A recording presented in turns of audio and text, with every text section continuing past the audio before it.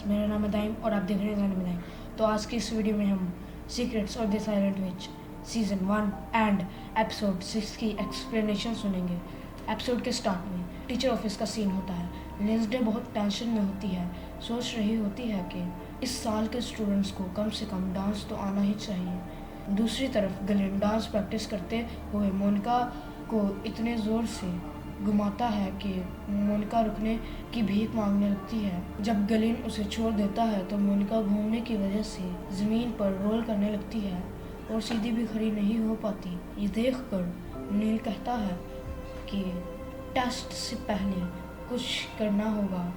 कैसी कहती है कि पार्टनर्स चेंज कर लेते हैं जब तक स्टेप्स सीख नहीं लेते।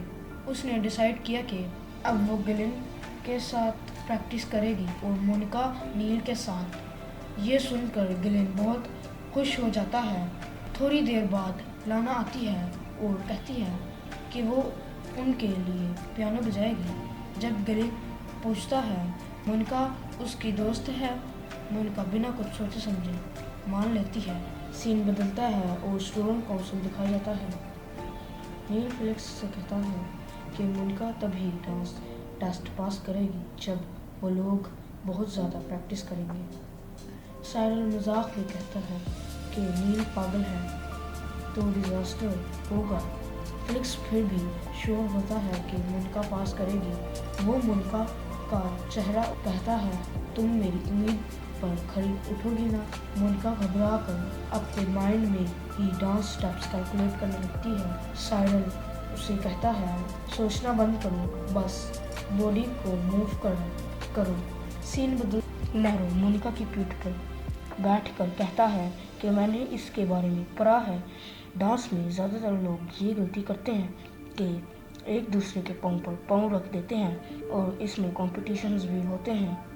मोनिका को याद आता है कि प्रिंस उसे उम्मीद करता है और उसे अपने फादर की याद आती है जो हमेशा दूसरों की मदद करते थे और लोगों की एक्सप्रेशन पर खरा उतरते थे, लेकिन लोगों ने उन्हें जिंदा जला दिया। मोनिका सोचती है अगर कोई उससे उम्मीद ना रखता तो अच्छा होता, लेकिन फिर उसे अपने नए दोस्तों की याद आती है और प्रैक्टिस। नैरो मोनिका का फेमिलियर अपने ह्यूमन फॉर्म में आकर उसकी मदद करता है। मोनिका पहले शक करती है लेकिन नैरो बहुत अच्छा डांस करता है। सुबह मोनिका थकी हुई होती है क्योंकि प्रैक्टिस में वो नैरो के पाँव पर बार बार पाँव रख देती है। टीचर वेडनेसडे बताती है कि अब तुम्हें टी पार्टी में टी मेकिंग का भी टेस्ट पास करना होगा। मोनिका इसाबेल के पास जाती है। इसाबेल खुशी से बताती है कि टी पार्टी में सबसे बड़ी गलती ये होती है कि कोई वही चाय ले आए जो दूसरा ऑलरेडी ले आया। मोनिका किचन में नर्वस होती है। तब कैसी आती है और कहती है कि चलो दोनों मिलकर चाय बनाते हैं। टी पार्टी में क्लाउडिया अपने कोल्ड तरीके से सबसे बात करती है। लाना का टी सबको पसंद आता है लेकिन क्लाउडिया कहती है स्ट्रॉन्ग फ्लेवर से मूड खराब होता है।